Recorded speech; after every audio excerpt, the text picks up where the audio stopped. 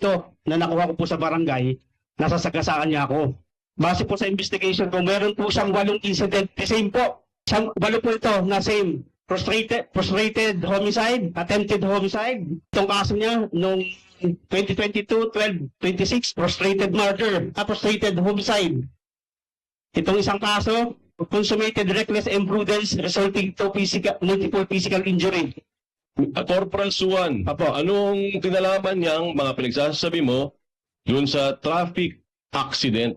Sir, gusto ko lang pong patunayan, itong moral character ng tao ay hindi ganun kaganda, sir. Do you want to go that route, Corporal Suwan? Do you want to go that route? Anong Let me ask you a question, Corporal Simeon Dimaala Suwan, batch number 197963. Are you the same Corporal Suwan who was demoted in December 2019?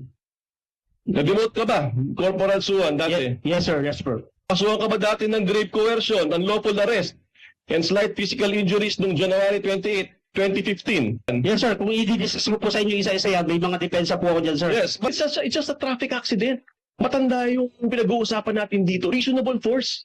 You're a policeman. And you're even answering this way in front of the whole Filipino people. Di ka ba nahiya? Nagkaroon pa na settlement. Sinubukan niyang dalhin ito sa investigators. Tinanggihan siya ng mga investigators. Dinala niya sa barangay kung saan nagkaroon sila ng amicable settlement. Nagbayad pa yung matanda. Nagbayad pa ng 30,000 pesos. Wala pong katotohanan yun, sir. Wag po tayo magpapogi sa media, sir.